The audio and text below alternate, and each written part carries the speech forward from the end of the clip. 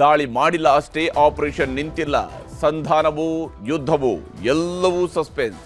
ರಾತ್ರಿ 8ರ ಮುಹೂರ್ತ ಇಟ್ಟಿದ್ಯಾಕೆ ಮೋದಿ? ಇದುವೇ ಚದುರಂಗದ ಮೊದಲ ಸ್ಟೋರಿ. ಆಪರೇಷನ್ ನಿಂತಿಲ್ಲ.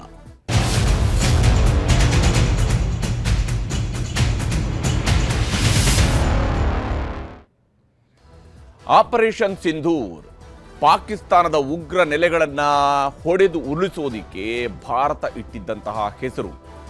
ಯಾವ ಹೆಣ್ಣುಮಕ್ಕಳ ಸಿಂಧೂರವನ್ನು ಅಳಿಸುವಂತಹ ರೀತಿಯಲ್ಲಿ ಪಹಲ್ಗಾಮ್ನಲ್ಲಿ ದಾಳಿಯನ್ನು ನಡೆಸಿ ವಿಕೃತಿಯನ್ನ ಉಗ್ರರು ಮೆರೆದಿದ್ರು. ಆ ವಿಕೃತರ ಬುಡಕ್ಕೆ ಬೆಂಕಿ ಇಡುವ ಕೆಲಸವನ್ನ ಭಾರತ ಮಾಡಿತು. ಸರಿಸುಮಾರು 100 ಉಗ್ರರನ್ನ ಹೊಡೆದುರುಳಿಸುವಂತಹ ಕೆಲಸವನ್ನ ಭಾರತ ಮಾಡಿದೆ. 9 ಕಡೆಗಳಲ್ಲಿ ಪಾಕಿಸ್ತಾನದ ಮೇಲೆ ಮೊದಲ ಹಂತದಲ್ಲಿ ದಾಳಿ ನಡೆಸಲಾಗಿತ್ತು. ಆದರೆ ನಂತರ ಕಾಲು ಕೆರೆದು ಭಾರತವನ್ನು ಕೆಣಕೋದಿಕ್ಕೆ ಬಂದಂತಹ ಪಾಕಿಸ್ತಾನ ತನ್ನ 11 ವಾಯು ನೆಲೆಗಳನ್ನು ಕಳ್ಕೊಂಡಿದೆ. ಅಷ್ಟು ದೊಡ್ಡ ಮಟ್ಟದಲ್ಲಿ ಪಾಕಿಸ್ತಾನದಲ್ಲಿ ಅನಾಹುತವನ್ನ ಸೃಷ್ಟಿಸಲಾಗಿದೆ. ಯಾಕಂದ್ರೆ ಪಾಕಿಸ್ತಾನ ಭಾರತದ ನೆಮ್ಮದಿಯನ್ನ ಪದೇ ಪದೇ ಕೆಡಿಸುವಂತಹ ಕೆಲಸವನ್ನ ಮಾಡ್ತಾ ಇತ್ತು. ಈಗ ಭಾರತ ಪಾಕ್ ಸಂಘರ್ಷದ ತೀವ್ರತೆ ಇನ್ನೂ ಕೂಡ ಕಡಿಮೆಯಾಗಿಲ್ಲ. ಇದರ ಬೆನ್ನಲ್ಲೇ ಪ್ರಧಾನಮಂತ್ರಿ ನರೇಂದ್ರ ಮೋದಿ ಅವರು ಕೂಡ ದೇಶವನ್ನು ಉದ್ದೇಶಿಸಿ ಭಾಷಣವನ್ನ ಮಾಡಲಿದ್ದಾರೆ. ಇಂದು ರಾತ್ರಿ 8 ಗಂಟೆಗೆ ದೇಶವನ್ನು ಉದ್ದೇಶಿಸಿ ಪ್ರಧಾನಿ ಮೋದಿಯವರು ಭಾಷಣ ಮಾಡ್ತಾ ಇದ್ದಾರೆ. ಇಡೀ ದೇಶದಲ್ಲಿ ಮೋದಿ ಭಾಷಣದ ಬಗ್ಗೆ ಕುತೂಹಲ ಕೆರಳಿದೆ. ಆಪರೇಷನ್ ಸಿಂಧೂರ್ ಬಗ್ಗೆ ಪ್ರಧಾನಿ ಮೋದಿಯವರು ವಿವರಣೆಯನ್ನು ಕೊಡ್ತಾರ. ಭಾರತ ತೆಗೆದುಕೊಂಡಿರ್ತಕ್ಕಂತಹ ನಿಲುವುಗಳು, ಭಾರತದ ಮುಂದಿನ ತೀರ್ಮಾನಗಳ ಬಗ್ಗೆಯೂ ಕೂಡ ಅವರು ಮಾತನಾಡ್ತಾರ. ಪಾಕಿಸ್ತಾನದ ವಿರುದ್ಧ ಯುದ್ಧವನ್ನು ಘೋಷಿಸ್ತಾರ ಪ್ರಧಾನಿ ಮೋದಿ ಅನ್ನುವಂಥದ್ದು ಕೂಡ ಅಷ್ಟೇ ಮುಖ್ಯವಾಗಿರ್ತಕ್ಕಂಥ ವಿಚಾರ. ಅತಿ ದೊಡ್ಡ ಭಾಷಣಕ್ಕೆ ರಾತ್ರಿ 8 ಗಂಟೆಯ ಮುಹೂರ್ತವನ್ನು ಪ್ರಧಾನಿ ಮೋದಿಯವರು ಇಟ್ಟಿದ್ದಾರೆ. ಅತಿ ದೊಡ್ಡದಾದಂತಹ ಒಂದು ಭಾಷಣ ಇದಾಗಿರಲಿದೆ. ಅತ್ಯಂತ ಮಹತ್ವದ ಭಾಷಣವೂ ಕೂಡ ಇದಾಗಿರಲಿದೆ. ಯಾಕಂದರೆ ರಾತ್ರಿ 8 ಗಂಟೆಗೆ ಪ್ರಧಾನಿ ನರೇಂದ್ರ ಮೋದಿಯವರು ದೇಶವನ್ನು ಉದ್ದೇಶಿಸಿ ಭಾಷಣ ಮಾಡ್ತಾ ಇರೋದ್ರಿಂದಾಗಿ ಅಧಿಕೃತವಾಗಿ ಯಾವೆಲ್ಲ ವಿಚಾರಗಳನ್ನು ಪ್ರಧಾನಿ ಮೋದಿಯವರು ಕಮ್ಯುನಿಕೇಟ್ ಮಾಡ್ತಾರೆ, ಇಡೀ ದೇಶಕ್ಕೆ ಯಾವ ಸಂದೇಶವನ್ನು ಪ್ರಧಾನಿಯವರು ಕೊಡ್ತಾರೆ ಹಾಗೂ ಇಡೀ ಜಗತ್ತಿಗೆ ಯಾವ ಸಂದೇಶವನ್ನು ಕೊಡ್ತಾರೆ ಅನ್ನೋದು ಕೂಡ ಅಷ್ಟೇ ಮುಖ್ಯ. ಯಾಕಂದರೆ ಈಗಾಗಲೇ ಭಾರತ ಮತ್ತು ಪಾಕಿಸ್ತಾನದ ನಡುವೆ ಯುದ್ಧದ ಭೀತಿ ಇನ್ನೂ ಕೂಡ ಆರಿಲ್ಲ. ಆಪರೇಷನ್ ಇನ್ನೂ ಕೂಡ ಚಾಲ್ತಿಯಲ್ಲಿದೆ ಅನ್ನುವಂಥದ್ದನ್ನು ಭಾರತದ 3 ರಕ್ಷಣಾ ಪಡೆಗಳು ಸ್ಪಷ್ಟ ಮಾತುಗಳಲ್ಲಿ ಹೇಳಿದ್ದಾವೆ. ಯಾಕಂದರೆ ಪಾಕಿಸ್ತಾನ ಈಗಾಗಲೇ ಅಮೆರಿಕವನ್ನು ಮುಂದಿಟ್ಕೊಂಡು ನಾವೇನೋ ಸಂಧಾನ ಮಾಡಿದ್ದೀವಿ ಅಂತ ಹೇಳ್ಕೊಳ್ತಾ ಇದ್ದಾರೆ. ಆದರೆ ಇಲ್ಲಿ ಸಂಧಾನಕ್ಕೆ ಅವಕಾಶಗಳಿಲ್ಲ. ಯಾಕಂದರೆ ಇದು ಭಾರತದ ವಿಚಾರದಲ್ಲಿ ಭಾರತದ ಪಾಲಿಗೆ POK ಅನ್ನುವಂಥದ್ದು ಆಂತರಿಕ ವಿಚಾರವೇ ಹೊರತು ಅದು ಅಂತಾರಾಷ್ಟ್ರೀಯ ವಿಚಾರ ಅಲ್ಲ. ಪಾಕಿಸ್ತಾನ ಆಕ್ರಮಿಸಿಕೊಂಡಿರ್ತಕ್ಕಂತಹ ಕಾಶ್ಮೀರದ ಭಾಗ ಅದು ಭಾರತದ ಆಂತರಿಕ ವಿಚಾರವೇ ಹೊರತು ಬೇರೆ ದೇಶಗಳಿಗೆ ಸಂಬಂಧಿಸಿದ್ದಲ್ಲ. ಅದನ್ನು ಭಾರತ ಮಾತನಾಡೋದಿದ್ರೆ ಪಾಕಿಸ್ತಾನದ ಜೊತೆಗೆ ನೇರವಾಗಿ ಮಾತನಾಡುತ್ತೆ ಮತ್ತು ಪಾಕಿಸ್ತಾನಕ್ಕೆ ಏನನ್ನು ಹೇಳಬೇಕೋ ಅದನ್ನು ಭಾರತ ಹೇಳುತ್ತೆ. ಮೊನ್ನೆ ನಡೆಸಿರ್ತಕ್ಕಂತಹ ದಾಳಿಯ ಸಂದರ್ಭದಲ್ಲೂ ಕೂಡ ಉಗ್ರರ ನೆಲೆಗಳ ಮೇಲೆ ನಡೆಸಿರುವ ದಾಳಿಯಲ್ಲೂ ಕೂಡ ಭಾರತ 100% ಸಕ್ಸಸ್ಸನ್ನು ಪಡ್ಕೊಂಡಿದೆ. ಆ 100% ಸಕ್ಸಸ್ಸನ್ನು ಭಾರತ ಪಡೆದಿರುವಾಗ ಯಾವುದೇ ಕಾರಣಕ್ಕಾಗಿ ಕೂಡ ಭಾರತ ಮತ್ತು ಪಾಕಿಸ್ತಾನದ ನಡುವೆ ಇನ್ನೊಬ್ಬರು ಮೂಗು ತೂರಿಸುವಂಥದ್ರ ಅವಶ್ಯಕತೆ ಭಾರತಕ್ಕೆ ಇರೋದಿಲ್ಲ. ಈ ನಿಟ್ಟಿನಲ್ಲೂ ಕೂಡ ಪ್ರಧಾನಿ ಮೋದಿಯವರ ಭಾಷಣ ಅತ್ಯಂತ ಮಹತ್ವವನ್ನು ಪಡ್ಕೊಂಡಿದೆ. ಇನ್ನು ಭಾರತ ಪಾಕ್ ಮಧ್ಯೆ ಯುದ್ಧವೂ ಅಥವಾ ವಿರಾಮವೂ ಅನ್ನುವಂತಹ ಪ್ರಶ್ನೆಯೂ ಕೂಡ ಇದ್ದೇ ಇದೆ. ಇನ್ನೂ ಕೂಡ ವಿರಾಮ ಅನ್ನುವಂಥದ್ದು ಕದನ ವಿರಾಮ ಅನ್ನುವಂಥ ನಿಟ್ಟಲ್ಲಿಲ್ಲ. ಸದ್ಯಕ್ಕೆ ಆಪರೇಷನ್ಸ್ಗಳನ್ನು ಅಂದರೆ ಗುಂಡು ಹಾರಿಸುವುದನ್ನು ತಡೆಯುವ ಕೆಲಸ ಮಾತ್ರ ಆಗಿದೆ. ಆದರೆ ಇವತ್ತು ಸಂಜೆ 5 ಗಂಟೆಗೆ ನಡೆಯುವಂತಹ ಅತ್ಯಂತ ಮಹತ್ವದ DGMOಗಳ ಸಭೆಯಲ್ಲಿ ತೀರ್ಮಾನ ಆಗುವಂಥದ್ದಿದೆ. ಮುಂದೇನು? ಪಾಕ್ ಆಕ್ರಮಿತ ಕಾಶ್ಮೀರ ಒಂದೇ ಭಾರತದ ಅಜೆಂಡಾ. ಕಾಶ್ಮೀರಕ್ಕೆ ಪಾಕ್ ಆಕ್ರಮಿತ ಕಾಶ್ಮೀರವನ್ನು ಸೇರಿಸ್ಕೊಳ್ಬೇಕು. ಕಾಶ್ಮೀರ ಏನು ಭಾರತದ ಅವಿಭಾಜ್ಯ ಅಂಗ ಆಗಿರ್ತಕ್ಕಂತಹ ಕಾಶ್ಮೀರ ಸಂಪೂರ್ಣವಾಗಿ ಭಾರತದ ಆಳ್ವಿಕೆಗೆ ಒಳಪಡಬೇಕು ಮತ್ತು ಅದು ಭಾರತದ ಅವಿಭಾಜ್ಯ ಅಂಗ ಆಗಿರುತ್ತೆ ಅನ್ನುವಂಥದ್ದನ್ನು ಪಾಕಿಸ್ತಾನ ಕೂಡ ಒಪ್ಕೊಳ್ಬೇಕು. ಈ ನಿಟ್ಟಲ್ಲೂ ಕೂಡ ಪ್ರಯತ್ನಗಳು ಸಾಗಿದಾವೆ. ಆದರೆ DGMOಗಳ ಸಭೆ ಇದೆ. ಅಲ್ಲಿ ಯಾವ್ಯಾವ ವಿಚಾರಗಳು ಚರ್ಚೆ ಆಗ್ತವೆ, ಯಾವುದು ಚರ್ಚೆಗೆ ಬರುವ ಸಾಧ್ಯತೆ ಇದೆ ಅನ್ನೋದನ್ನು ಕೂಡ ನಾವು ಗಮನಿಸಬೇಕು. ಬಹಳ ಮುಖ್ಯವಾಗಿ DGMOಗಳ ಸಭೆಯಲ್ಲಿ ಬರಬಹುದಾಗಿರ್ತಕ್ಕಂತಹ ಸಂಭಾವ್ಯ ಬೇಡಿಕೆಗಳ ವಿಚಾರಕ್ಕೆ ಬಂದಾಗ ಪಾಕಿಸ್ತಾನ ಆಕ್ರಮಿತ ಕಾಶ್ಮೀರ ಭಾರತದ ಅವಿಭಾಜ್ಯ ಅಂಗ. ಇದರಲ್ಲಿ ಯಾವುದೇ ರೀತಿಯಾದಂತಹ ಗೊಂದಲಗಳು ಭಾರತಕ್ಕಿಲ್ಲ. ಪಾಕಿಸ್ತಾನ ಈಗ ಆಕ್ರಮಿಸಿಕೊಂಡಿರ್ತಕ್ಕಂಥ ಕಾಶ್ಮೀರವೂ ಕೂಡ ಭಾರತದ ಅಂಗ. ಭಾರತ ಬಿಟ್ಟು ಕೊಡುವಂತಹ ಪ್ರಶ್ನೆಯೇ ಇಲ್ಲ. ಅದನ್ನು ಯಾವುದೇ ಕಾರಣಕ್ಕಾಗಿ ಕೂಡ ಪಾಕಿಸ್ತಾನಕ್ಕೆ ಬಿಟ್ಟು ಕೊಡುವ ಪ್ರಶ್ನೆ ಇಲ್ಲ. ಅದು 77 ವರ್ಷಗಳ ನಂತರವಾದರೂ ಸರಿಯೇ ಅದು ಭಾರತಕ್ಕೆ ಸೇರಲೇಬೇಕು. ಅದು ಪೂಂಚ್ ಪೂರ್ತಿ ಜಿಲ್ಲೆ ಭಾರತಕ್ಕೆ ಸೇರಲೇಬೇಕು. ಪಂಜಾಬ್ನ ಯಾವ ಪ್ರಾಂತ್ಯಗಳು ಏನು ಕಾಶ್ಮೀರದಲ್ಲಿ ಯಾವ್ಯಾವ ಪ್ರಾಂತ್ಯಗಳು ಈಗಾಗಲೇ ಪಾಕಿಸ್ತಾನದ ಕೈಯಲ್ಲಿದೆಯಲ್ಲ ಅವೆಲ್ಲವೂ ಕೂಡ ಭಾರತಕ್ಕೆ ಬರಬೇಕು. ಮುಜಫರಾಬಾದ್ ಭಾರತಕ್ಕೆ ಸೇರಬೇಕು ಅನ್ನುವಂಥದ್ದು. ಪಾಕ್ ಆಕ್ರಮಿತ ಕಾಶ್ಮೀರ ಭಾರತದ ಅವಿಭಾಜ್ಯ ಅಂಗ. ಪಾಕಿಸ್ತಾನ ಆಕ್ರಮಿತ ಕಾಶ್ಮೀರವನ್ನು ಬಿಟ್ಟು ತೊಲಗಬೇಕು, ಪಾಕಿಸ್ತಾನಗಳನ್ನು ಓಡಿಸದೆ ಬಿಡೋದಿಲ್ಲ ಅಂತ ಹೇಳಿ. ಅಂದರೆ ಪಾಕಿಸ್ತಾನ ಯಾವುದೇ ಕಾರಣಕ್ಕಾಗಿಯೂ ಕೂಡ ಈ ಭಾಗಗಳಲ್ಲಿ ತನ್ನ ಹತೋಟಿಯನ್ನು ಇಟ್ಟುಕೊಳ್ಳುವ ಹಾಗಿಲ್ಲ. POK ಅದು ಭಾರತದ ಅವಿಭಾಜ್ಯ ಅಂಗ. ಹೀಗಾಗಿ ಪಾಕಿಸ್ತಾನ ತಾನು ಆಕ್ರಮಿಸಿಕೊಂಡಿರತಕ್ಕಂತಹ ಕಾಶ್ಮೀರವನ್ನು ಬಿಟ್ಟು ತೊಲಗಬೇಕು ಮತ್ತು ಪಾಕಿಸ್ತಾನಗಳನ್ನು ಅಲ್ಲಿಂದ ಓಡಿಸದೆ ಭಾರತ ಬಿಡುವುದಿಲ್ಲ ಅನ್ನುವಂತಹ ನಿಟ್ಟಿನಲ್ಲೂ ಕೂಡ ಭಾರತ ಬಹಳ ಮುಖ್ಯವಾದಂತಹ ನಿಲುವುಗಳನ್ನು ತಾಳಲಿದೆ. ಜೈಷ್ ಲಷ್ಕರ್ ಉಗ್ರರನ್ನ ಭಾರತಕ್ಕೆ ಹಸ್ತಾಂತರ ಮಾಡಬೇಕು. ವಿಶೇಷವಾಗಿ ಇಬ್ಬರು ಉಗ್ರರ ಮೋಸ್ಟ್ ವಾಂಟೆಡ್ ಉಗ್ರ ನಾಯಕರುಗಳಿದ್ದಾರೆ. ಒಬ್ಬ ಮಸೂದ್ ಅಜರ್, ಇನ್ನೊಬ್ಬ ಹಫೀಜ್ ಸಯೀದ್. ಇವರಿಬ್ಬರನ್ನು ಕೂಡ ಭಾರತಕ್ಕೆ ಒಪ್ಪಿಸಲೇಬೇಕು. ಈ ಲಷ್ಕರ್ ಉಗ್ರರನ್ನು ಭಾರತಕ್ಕೆ ಹಸ್ತಾಂತರ ಮಾಡಬೇಕು. ಪಹಲ್ಗಾಮ್ ದಾಳಿಕೋರರನ್ನು ಕೂಡ ಒಪ್ಪಿಸಬೇಕು. ಅದರ ಮೂಲ ಕರ್ತೃಗಳು ಯಾರಿದ್ದಾರೆ, ಅದರ ಅಪ್ಪಂದರು ಯಾರಿದ್ದಾರೆ, ಆ ಪಹಲ್ಗಾಮ್ ದಾಳಿಯನ್ನು ನಡೆಸೋದರ ಹಿಂದಿನ ಅಪ್ಪಂದರು ಯಾರಿದ್ದಾರೆ ಅವರುಗಳನ್ನು ಹುಟ್ಟಾಡಗಿಸಬೇಕು. ಅವರನ್ನು ಕೂಡ ಭಾರತಕ್ಕೆ ಒಪ್ಪಿಸಬೇಕು ಅನ್ನುವಂತಹ ನಿಟ್ಟಿನಲ್ಲಿ ಪಾಕಿಸ್ತಾನ POKಯಲ್ಲಿನ ಉಗ್ರರ ನೆಲೆಗಳನ್ನು ನಾಶ ಮಾಡಬೇಕು. ಪಾಕಿಸ್ತಾನ ಮತ್ತು POKಯಲ್ಲಿ ಎಲ್ಲೆಲ್ಲಿ ಉಗ್ರರ ನೆಲೆಗಳಿದಾವೋ, ಎಲ್ಲೆಲ್ಲಿ ಅವರು ಬ್ರೈನ್ ವಾಶ್ ಸೆಂಟರ್ಗಳನ್ನು ಇಟ್ಕೊಂಡಿದ್ದಾರೋ, ಎಲ್ಲೆಲ್ಲಿ ಯಾವ ಮದ್ರಾಸಾಗಳಲ್ಲಿ ಅವರು ಉಗ್ರರನ್ನ ತರಬೇತಿ ಮಾಡುವಂಥದ್ದಕ್ಕಾಗಿಯೇ ಅದನ್ನು ಕಟ್ಟಿಸ್ಕೊಂಡಿದ್ದಾರೋ, ಅಲ್ಲಿ ಧರ್ಮದ ವಿಚಾರವನ್ನು ಬದಲಿಗೆ ಧಾರ್ಮಿಕವಾಗಿರ್ತಕ್ಕಂತಹ ಏನು ಜನರನ್ನ ಧಾರ್ಮಿಕವಾಗಿ ಮೈಂಡ್ ವಾಶ್ ಮಾಡುವಂಥದ್ದು, ಆ ಮೂಲಕವಾಗಿ ಭಾರತದ ಮೇಲೆ ದಾಳಿ ನಡೆಸುವಂತಹ ವಿಚಾರಗಳೇನಿದ್ದಾವೆ ಅವುಗಳನ್ನು ನಾಶ ಮಾಡಬೇಕು. ಪಾಕಿಸ್ತಾನದ ಕೈಯಲ್ಲಿ ಆಗದಿದ್ರೆ ನಾವೇ ಅಲ್ಲಿ ಒಳಗಡೆ ನುಗ್ಗಿ ಒಡೆದು ಹಾಕ್ತೀವಿ. ಪಾಕಿಸ್ತಾನ ಅಲ್ಲದೆ ಹೋದರೆ ಭಾರತವೇ ಆ ಕೆಲಸವನ್ನು ಮಾಡುತ್ತೆ. ಈ ನಿಟ್ಟಿನಲ್ಲೂ ಕೂಡ ಸ್ಪಷ್ಟವಾಗಿ ಪಾಕಿಸ್ತಾನದ ಸೇನೆಗೆ ಮಾಹಿತಿಯನ್ನು ನೀಡಲಾಗುತ್ತೆ. ಉಗ್ರರ ಪೋಷಣೆ ಫಂಡಿಂಗನ್ನು ಕೂಡಲೇ ನಿಲ್ಲಿಸಬೇಕು. ಯಾವುದೇ ಕಾರಣಕ್ಕಾಗಿಯೂ ಕೂಡ ಉಗ್ರರಿಗೆ ವಿಶೇಷವಾದಂತಹ ಒಂದು ಸವಲತ್ತುಗಳನ್ನು ಕೊಡುತ್ತಾ ಇರುವಂಥದ್ದನ್ನು ಪಾಕಿಸ್ತಾನ ನಿಲ್ಲಿಸಬೇಕು. ಯಾಕೆಂದರೆ ಪಾಕಿಸ್ತಾನ ಮೊನ್ನೆ ಭಾರತ ಮುರಿದ್ಕೆ ಮತ್ತು ಬಹವಲ್ಪುರದಲ್ಲಿ ಯಾವಾಗ ಉಗ್ರ ಸಂಘಟನೆಗಳ ಆ ಕೇಂದ್ರ ಕಚೇರಿಗಳನ್ನು ಒಡೆದು ಹಾಕ್ತಲ್ಲ, ಆ ಸಂದರ್ಭದಲ್ಲಿ ಪಾಕಿಸ್ತಾನ ಆ ಭಾಗಗಳಲ್ಲಿ ಅದರ ಹೈವೇಗಳನ್ನು ಕೂಡ ಬ್ಲಾಕ್ ಮಾಡುವಂತಹ ಕೆಲಸವನ್ನು ಮಾಡಿತ್ತು ಅಂತೇಳಿ. ಹಾಗಾಗಿ ಅಂತಹ ಪ್ರದೇಶಗಳನ್ನು ನುಗ್ಗಿ ಹೊಡಿಲೇಬೇಕು. ಅವುಗಳಿಗೆ ಕೊಡ್ತಾ ಇರುವಂತಹ ಫೆಸಿಲಿಟಿಯನ್ನು, ಅವಕ್ಕೆ ಕೊಡುವಂತಹ ಪಾಕಿಸ್ತಾನದ ವಿಶೇಷವಾದಂಥ ಗೌರವಗಳಿದಾವಲ್ಲ, ಅವರಿಗೆ ಕೊಡುವಂತಹ ಭದ್ರತೆಗಳಿದಾವಲ್ಲ, ಅವುಗಳನ್ನು ಪಾಕಿಸ್ತಾನ ನಿಲ್ಲಿಸಬೇಕು. ನೀವು ಬುಲೆಟ್ ಹಾರಿಸಿದರೆ ನಾವು ಶೆಲ್ ಹಾರಿಸ್ತೀವಿ. ನಿಮ್ಮ ಕಡೆಯಿಂದ ಬರ್ತಕ್ಕಂತಹ ಒಂದು ಬುಲೆಟ್ ಆದರೆ ನಮ್ಮ ಕಡೆಯಿಂದ ಫಿರಂಗಿಗಳು ಗರ್ಜಿಸ್ತವೆ ಅನ್ನುವಂತಹ ಎಚ್ಚರಿಕೆಯನ್ನು ಕೂಡ ಪಾಕಿಸ್ತಾನಕ್ಕೆ ಕೊಡಲಾಗುತ್ತೆ. ಗಡಿಯಲ್ಲಿನ ಅಪ್ರಚೋದಿತ ದಾಳಿಯನ್ನು ಪಾಕಿಸ್ತಾನ ನಿಲ್ಲಿಸಲೇಬೇಕು. ನಿಮಗೆ ಬೇಕಾದಾಗ ನಿಮಗೆ ಖುಷಿ ಬಂದ ರೀತಿಯಲ್ಲಿ ಶೆಲ್ಲಿಂಗ್ ಮಾಡುವಂಥದ್ದನ್ನು ನಿಲ್ಲಿಸಲೇಬೇಕು. ದಾಳಿಗೆ ಪ್ರತಿದಾಳಿ, ಉತ್ತರಕ್ಕೆ ಪ್ರತ್ಯುತ್ತರ, ತಕ್ಕ ಪ್ರತ್ಯುತ್ತರ ಇನ್ನು ಮುಂದೆ ನಿಶ್ಚಿತ ಅನ್ನುವಂಥದ್ದನ್ನು ಕೂಡ ಪಾಕಿಸ್ತಾನಕ್ಕೆ ಮನವರಿಕೆ ಮಾಡುವಂತಹ ಕೆಲಸವನ್ನು ಇವತ್ತು DGMO ಮಾಡ್ತಾರೆ. ಪದೇ ಪದೇ ಕಾಶ್ಮೀರ ವಿಚಾರದಲ್ಲಿ ಕಿತಾಪತಿ ಬೇಡ. ನೀವು ಸುಮ್ಮನಿದ್ರೆ ನಾವು ಸುಮ್ಮನಿರ್ತೀವಿ. ನೀವು ಕಾಶ್ಮೀರದ ವಿಚಾರದಲ್ಲಿ ಪದೇ ಪದೇ ಕಿತಾಪತಿಯನ್ನು ತೆಗೆದ್ರೆ ನಾವು ಇನ್ನು ಮುಂದೆ ಸುಮ್ಮನಿರೋದಿಲ್ಲ. ನೀವು ಏನಾದರೂ ಬಾಯಿ ಮುಚ್ಕೊಂಡಿದ್ರೆ ಮಾತ್ರ ನಾವು ಸುಮ್ಮನಿರ್ತೀವಿ. ನಾವು ನಮ್ಮ ದೇಶ ಯಾವ ಕಾರಣಕ್ಕೂ ಇನ್ನು ಮುಂದೆ ಸುಮ್ಮನೆ ಕೂರೋದಿಲ್ಲ ಅನ್ನುವಂತಹ ಅಂಶವನ್ನು ಕೂಡ ಇಲ್ಲಿ ಪಾಕಿಸ್ತಾನಕ್ಕೆ ಹೇಳುವಂತಹ ಕೆಲಸವನ್ನು ಭಾರತದ DGMO ಇವತ್ತು ಮಾಡಬಹುದು. ಇನ್ನು ಪ್ರಧಾನಮಂತ್ರಿ ನರೇಂದ್ರ ಮೋದಿಯವರು ಕೂಡ ಈಗಾಗಲೇ ಈ ಹಂತದಲ್ಲಿ ಪಾಕಿಸ್ತಾನದ ಮೇಲೆ ಸಂಪೂರ್ಣ ಮೇಲುಗೈಯನ್ನು ಸಾಧಿಸುವಂತಹ ನಿಟ್ಟಿನಲ್ಲೂ ಕೂಡ ಪ್ರಯತ್ನಗಳನ್ನು ಮಾಡ್ತಾ ಇದ್ದಾರೆ. ಪಾಕಿಸ್ತಾನಕ್ಕೆ ದೊಡ್ಡ ಪಾಠ ಕಲಿಸೋದಕ್ಕೆ ಮೋದಿಯವರು ಕೂಡ ಮಾಸ್ಟರ್ ಸ್ಟ್ರೋಕನ್ನು ಕೊಟ್ಟಿರುವಂಥದ್ದು. ವಿಶೇಷವಾಗಿ ಇವತ್ತು ಕೂಡ ಬಹಳಷ್ಟು ಸಭೆಗಳನ್ನು ನಡೆಸಿದ್ದಾರೆ. ಯಾವ ಸ್ವರೂಪದಲ್ಲಿ ಮುಂದಿನ ಹೆಜ್ಜೆಗಳನ್ನು ಇಡಬೇಕು, ಪಾಕಿಸ್ತಾನ ಯಾವುದೇ ಕಾರಣಕ್ಕಾಗಿಯೂ ಕೂಡ ಭಾರತದ ವಿಚಾರದಲ್ಲಿ ಕಾಲು ಕೆರೆದು ಜಗಳಕ್ಕೆ ಬರೋದಾಗಲಿ, ಭಾರತದ ನೆಲದಲ್ಲಿ ರಕ್ತ ಹರಿಸೋದಾಗಲಿ, ಅದಕ್ಕಾಗಿ ಪಾಕಿಸ್ತಾನದ ನೆಲವನ್ನು ಉಪಯೋಗಿಸೋದಾಗಲಿ ಇವುಗಳು ಇನ್ನು ಮುಂದೆ ನಡೀಬಾರ್ದು ಅನ್ನುವಂತಹ ನಿಟ್ಟಿನಲ್ಲೂ ಕೂಡ ಭಾರತ ಈಗಾಗಲೇ ನಿರ್ಧಾರಗಳನ್ನು ಕೈಗೊಂಡಿದೆ. ಪ್ರಧಾನಿ ಮೋದಿಯವರು ಈ ನಿಟ್ಟಿನಲ್ಲಿ ನಿರ್ಧಾರಗಳನ್ನು ಕೈಗೊಂಡಿದ್ದಾರೆ. ಪ್ರಧಾನಿ ಮೋದಿ ನಿವಾಸದಲ್ಲಿ ಇವತ್ತು ದಿನವಿಡೀ ಸಾಲು ಸಭೆಗಳು ಕೂಡ ನಡೆದಿದ್ದಾವೆ. ಬಹಳಷ್ಟು ಸಭೆಗಳನ್ನು ಮಾಡಲಾಗಿದೆ ಮತ್ತು ಆ ಸಭೆಗಳ ಮೂಲಕವಾಗಿ ಮುಂದಿನ ಕಾರ್ಯತಂತ್ರವನ್ನು ರೂಪಿಸಲಾಗ್ತಾ ಇದೆ. ವಿಶೇಷವಾಗಿ ಆಪರೇಷನ್ ಸಿಂಧೂರ್ ಕದನ ವಿರಾಮದ ಬಗ್ಗೆಯೂ ಕೂಡ ಚರ್ಚೆ ನಡೆದಿದೆ. ಆಪರೇಷನ್ ಸಿಂಧೂರ್ ವಿಚಾರದಲ್ಲಿ ಇನ್ನೂ ಕೂಡ ಆಪರೇಷನ್ ಸಿಂಧೂರವನ್ನು ಮುಂದುವರಿಸ್ತಾ ಹೋಗುವಂಥದ್ರ ಬಗ್ಗೆ ಕೂಡ ಭಾರತ ತೀರ್ಮಾನವನ್ನು ಕೈಗೊಂಡಿದೆ. ಕದನ ವಿರಾಮ ಅನ್ನುವಂಥದ್ದು ಪಾಕಿಸ್ತಾನ ಒಂದು ವೇಳೆ ಇನ್ನು ಮುಂದೆ ಯಾವುದೇ ರೀತಿಯಾದ ಶೆಲ್ಲಿಂಗ್ ಮಾಡದೇ ಇದ್ದರೆ ಮಾತ್ರ ಕದನ ವಿರಾಮ ಇರುತ್ತೆ. ಅದರ ಕಡೆಯಿಂದ ಬರಬಹುದಾಗಿರುವಂತಹ ಯಾವುದೇ ದಾಳಿಯನ್ನು ಕೂಡ ಭಾರತ ಅದನ್ನು ಯುದ್ಧಕ್ಕೆ ಮುಕ್ತ ಆಹ್ವಾನ ಅನ್ನುವಂತಹ ರೀತಿಯಲ್ಲಿಯೇ ಪರಿಗಣಿಸಿ ದಾಳಿಗೆ ಸಜ್ಜಾಗಿರುವಂಥದ್ರ ಬಗ್ಗೆಯೂ ಕೂಡ ತೀರ್ಮಾನ ಕೈಗೊಂಡಿದೆ. DGMOಗಳ ಸಭೆಯಲ್ಲಿ ಭಾರತದ ಪಾತ್ರ ನಿಲುವಿನ ಬಗ್ಗೆ ಸಮಾಲೋಚನೆಯನ್ನು ಕೂಡ ನಡೆಸಲಾಗಿದೆ.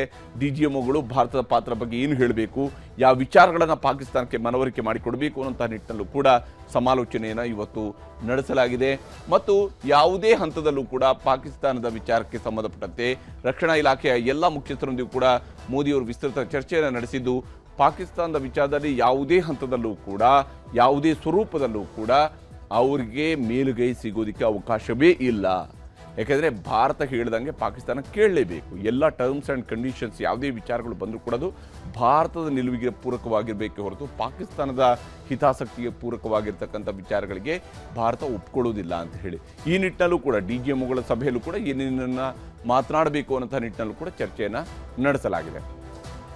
ವಿಶೇಷವಾಗಿ ಇವತ್ತು ಸೇನಾಧಿಕಾರಿಗಳು ಸುದ್ದಿಗೋಷ್ಠಿಯಲ್ಲಿ ಕೆಲವೊಂದು ಫೋಟೋಗಳನ್ನು ಕೆಲವೊಂದು ಇಮೇಜ್ಗಳನ್ನು ತೋರಿಸಿದ್ದಾರೆ. ಅದರ ಮೂಲಕವಾಗಿ ಯಾವ ಸ್ವರೂಪದಲ್ಲಿ ಭಾರತ ಮತ್ತು ಪಾಕಿಸ್ತಾನದ ನಡುವೆ ಹೇಗೆಲ್ಲ ಇವತ್ತು ನಡೆದಿರ್ತಕ್ಕಂಥ ಈ ಆಪರೇಷನ್ ಸಿಂಧೂರದ ಸಂದರ್ಭದಲ್ಲಿ ಏನೆಲ್ಲ ನಡೆದಿದೆ ಅನ್ನೋದನ್ನು ಕೂಡ ಹೇಳಲಾಗಿದೆ. ವಿಶೇಷವಾಗಿ ಇಲ್ಲಿ ಬೇರೆ ಬೇರೆ ಸ್ವರೂಪದಲ್ಲಿ ದಾಳಿಯನ್ನು ನಡೆಸಿರುವಂತಹ ವಿಚಾರಗಳನ್ನು ಕೂಡ ಹೇಳಲಾಗಿದೆ.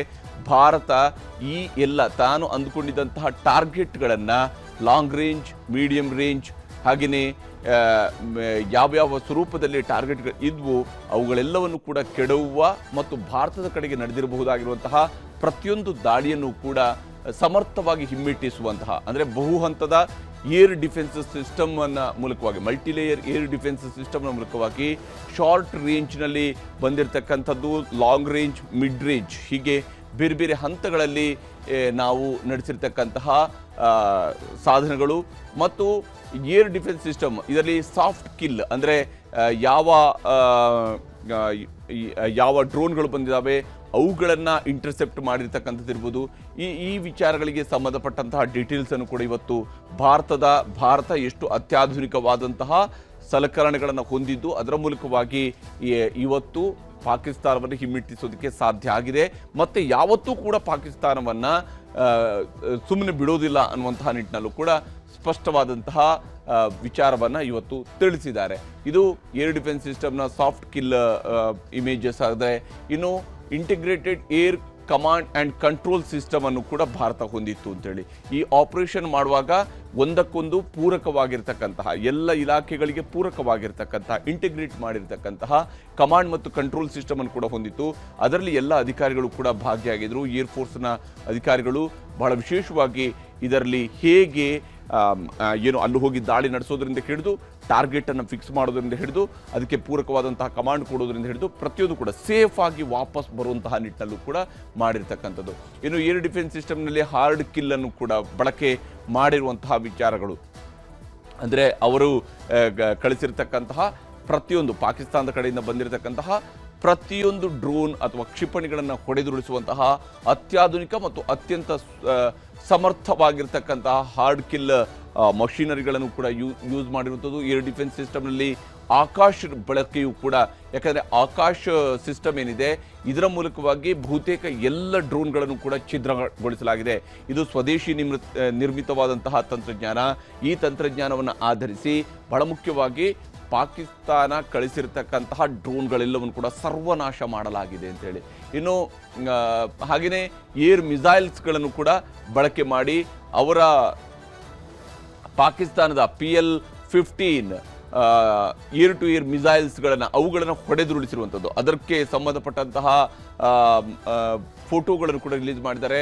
ಲಾಂಗ್ ರೇಂಜ್ ರಾಕೆಟ್ಗಳನ್ನು ಹೊಡೆದುರುಳಿಸಿರುವಂಥದ್ದು, ಅವರುಗಳು ಕಳಿಸಿರ್ತಕ್ಕಂತಹ ಲಾಂಗ್ ರೇಂಜ್ ರಾಕೆಟ್ಗಳೇನಿದ್ವು ಅವುಗಳನ್ನು ಕೂಡ ಹೊಡೆದುರುಳಿಸುವಂತಹ ಕೆಲಸವನ್ನು ಭಾರತ ಮಾಡಿದೆ. ಮತ್ತು ಲಾಯ್ಟರ್ ಮ್ಯುನಿಷನ್ಸ್ ಇವುಗಳಿಗೆ ಸಂಬಂಧಪಟ್ಟಂತಹ ಮತ್ತು ಅನ್ಮ್ಯಾನ್ಡ್ ಏರಿಯಲ್ ಸಿಸ್ಟಮ್ಸ್ಗಳೇನಿದ್ವು ಅವುಗಳ ಮೂಲಕವಾಗಿ ಅವುಗಳನ್ನು ಬಳಕೆ ಮಾಡಿರ್ತಕ್ಕಂಥದ್ದು, ಪಾಕಿಸ್ತಾನ ಕಳಿಸಿರ್ತಕ್ಕಂಥದ್ದನ್ನು ಹೊಡೆದುರುಳಿಸಿರುವಂಥದ್ದು ಮತ್ತು ಭಾರತ ಮುನ್ನುಗ್ಗಿ ಅವರ ಮೇಲೆ ಹೊಡೆತವನ್ನು ಕೊಡುವಂಥದ್ದು ಎರಡೂ ಕೆಲಸವನ್ನು ಕೂಡ ಭಾರತ ಮಾಡಿದೆ. ನೂರ್ ಖಾನ್ ಏರ್ ಬೇಸನ್ನು ಹೊಡೆದುರುಳಿಸಿರ್ತಕ್ಕಂತಹ ರೀತಿಯ ವಿಡಿಯೋವನ್ನು ಕೂಡ ಶೇರ್ ಮಾಡಿದ್ದಾರೆ. ನೂರ್ ಖಾನ್ ಏರ್ ಬೇಸನ್ನು ಯಾವ ಸ್ವರೂಪದಲ್ಲಿ ಅಲ್ಲಿ ದೊಡ್ಡ ವಿಧ್ವಂಸವನ್ನು ಭಾರತ ಸೃಷ್ಟಿ ಮಾಡಿತ್ತು ಅಂತೇಳಿ ಆ ನೂರ್ ಖಾನ್ ಏರ್ ಬೇಸ್ ಮತ್ತು ರಹೀಮ್ ಯಾರ್ ಖಾನ್ ಏರ್ ಬೇಸ್, ಈ ಎರಡೂ ಏರ್ ಬೇಸ್ಗಳನ್ನು ಕೂಡ ಛಿದ್ರ ಮಾಡಿರುವಂಥದ್ದು. ಈ ಏರ್ ಬೇಸ್ನಲ್ಲಿ ನೋಡಿ ದೊಡ್ಡದಾದಂತಹ ಒಂದು ಹೊಡೆತವನ್ನು ಈ ಒಂದು ಏರ್ ಬೇಸ್ಗೂ ಕೂಡ ಭಾರತ ಕೊಟ್ಟಿತ್ತು ಈ ಬಾರಿಯ ದಾಳಿಯ ಸಂದರ್ಭದಲ್ಲಿ. ಮತ್ತು mobilising for establishing integrated air defence ನೆಟ್ವರ್ಕನ್ನು ಹೆಂಗೆ ಮೊಬಿಲೈಸ್ ಮಾಡಿದೆ ಭಾರತ, ಯಾವ ಸ್ವರೂಪದಲ್ಲಿ ಅದಕ್ಕೆ ಬೇಕಾಗಿರ್ತಕ್ಕಂಥ ತಯಾರಿಗಳನ್ನು ಮಾಡಿಕೊಂಡಿದೆ ಮತ್ತು ಎಲ್ಲವೂ ಕೂಡ ನೆಟ್ವರ್ಕ್ ಬಿಫೋರ್ ದ ಬ್ಯಾಟಲ್, ಅಂದರೆ ಹೇಗೆ ನೆಟ್ವರ್ಕಿಂಗ್ ಭಾರತದಿತ್ತು, ಯಾವ ಸ್ವರೂಪದಲ್ಲಿ ಈ ಒಂದು ಯುದ್ಧಕ್ಕಿಂತ ಮುಂಚಿತವಾಗಿ ಭಾರತ ತನ್ನ ನೆಟ್ವರ್ಕ್ಗಳನ್ನು ರೆಡಿ ಮಾಡಿಕೊಂಡಿತ್ತು ಮತ್ತು ಪ್ರತಿಯೊಂದು ಸಿಸ್ಟಮ್ ಕೂಡ ಇನ್ ಪ್ಲೇಸಲ್ಲಿತ್ತು, ಅಂದರೆ ಎಲ್ಲವೂ ಕೂಡ ರೆಡಿಯಾಗಿತ್ತು, ತಯಾರಾಗಿತ್ತು. ಭಾರತ ಹೊಡೆದುರುಳಿಸೋದಕ್ಕೆ ಪಾಕಿಸ್ತಾನದ ಯಾವುದೇ ಸ್ವರೂಪದ ಕಿತಾಪತಿಯನ್ನು ಕೂಡ ಹೊಡೆದುರುಳಿಸೋದಕ್ಕೆ ಬೇಕಾದಂಥ ಸಿದ್ಧತೆಗಳನ್ನು ಮಾಡಿತ್ತು. ಮತ್ತು ವಿಶೇಷವಾಗಿ multilayered counter drone and air defence grid ಅದು ಹೇಗಿತ್ತು ಅಂದರೆ ಇಲ್ಲೆಲ್ಲೂ ಕೂಡ ಒಳ ನುಸುಳಿ ಬರೋದಕ್ಕೆ ಅವಕಾಶಗಳಿರಲಿಲ್ಲ, ಅಷ್ಟು ಸಫಿಸ್ಟಿಕೇಟೆಡ್ ಆಗಿರುವಂಥದ್ದು. ಅದರ ಮೂಲಕವಾಗಿ ಭಾರತ ದಾಳಿಯನ್ನು ನಡೆಸೋದಕ್ಕೆ ಬೇಕಾಗಿರುವಂತಹ ಪ್ರತಿಯೊಂದನ್ನು ಕೂಡ ಎಲ್ಲಿಂದಲೇ ಬಂದರೂ ಕೂಡ ಯಾವುದೇ ರೀತಿಯಲ್ಲಿ ಬಂದರೂ ಕೂಡ, ಯಾಕೆ 99% ಅವರ ಡ್ರೋನ್ಗಳನ್ನು ಹೊಡೆದುರುಳಿಸಲಾಗಿದೆ ಅಂತ ಹೇಳಿದ್ರೆ ಇದೇ ಕಾರಣಕ್ಕಾಗಿ. ಪಾಕಿಸ್ತಾನ ಕಳಿಸಿರ್ತಕ್ಕಂಥ 99% ಡ್ರೋನ್ಗಳನ್ನು ಕೂಡ ಹೊಡೆದುರುಳಿಸುವಂತಹ ಕೆಲಸವನ್ನು ಭಾರತ ಮಾಡಿರುವಂಥದ್ದೇ ಈ 3 ಲೇಯರ್ಗಳ ಮೂಲಕವಾಗಿ 4 ಲೇಯರ್ಗಳ ಮೂಲಕವಾಗಿ ನಡೆಸಿರ್ತಕ್ಕಂತಹ ಒಂದು ದಾಳಿಯ ಮುಖಾಂತರ. ಇನ್ನು ಬಹಳ ಮುಖ್ಯವಾಗಿ ಕೇವಲ ಏರ್ ಡಿಫೆನ್ಸ್ ಸಿಸ್ಟಮ್ ಮಾತ್ರ ಅಲ್ಲ, ಭಾರತದ ನೌಕಾಪಡೆಯು ಕೂಡ ಸರ್ವಸನ್ನದ್ಧವಾಗಿತ್ತು. ಅದು ಯಾವುದೇ ಹಂತದಲ್ಲಿ ಪಾಕಿಸ್ತಾನದ ಕಡೆಯಿಂದ ಸಾಗಿ ಬರಬಹುದಾಗಿರುವಂತಹ ಯಾವುದೇ ಅಪಾಯಗಳನ್ನು ಎದುರಿಸೋದಕ್ಕೆ ಬೇಕಾಗಿರುವಂತಹ ತಯಾರಿಯನ್ನು ಮಾಡಿಕೊಂಡಿತ್ತು. ಮತ್ತು ಏರ್ ಡಿಫೆನ್ಸ್ ಸಿಸ್ಟಮ್ ಕೂಡ ಅಷ್ಟೇ ಅಚ್ಚುಕಟ್ಟಾಗಿ ತಯಾರಿಯನ್ನು ಮಾಡಿಕೊಂಡಿತ್ತು. ಮತ್ತು ಇದರ ಮೂಲಕವಾಗಿ ಏನೋ ಮಿಸೈಲ್ಗಳನ್ನು ಉಡಾಯಿಸೋದಕ್ಕಿರ್ಬೋದು, ಪ್ರತಿಯೊಂದಕ್ಕೆ ಬೇಕಾದಂತಹ ತಯಾರಿಯನ್ನು ಭಾರತದ ನೌಕಾಪಡೆಯು ಕೂಡ ಸನ್ನದ್ಧ ಸ್ಥಿತಿಯಲ್ಲಿ ಇತ್ತು, ಸರ್ವಸನ್ನದ್ಧವಾಗಿತ್ತು ಪಾಕಿಸ್ತಾನವನ್ನು ಹೊಡೆದು ಉರುಳಿಸೋದಕ್ಕೆ ಬೇಕಾಗಿರುವಂಥದ್ದು. Air marshal A K. ಭಾರತಿಯವರು ಈ ವಿಚಾರದಲ್ಲಿ ವಿವರಣೆಯನ್ನು ನೀಡಿದ್ದಾರೆ. ಅವರ ಮಾತುಗಳನ್ನು ನಿಮಗೆ ತೋರಿಸ್ತೀನಿ.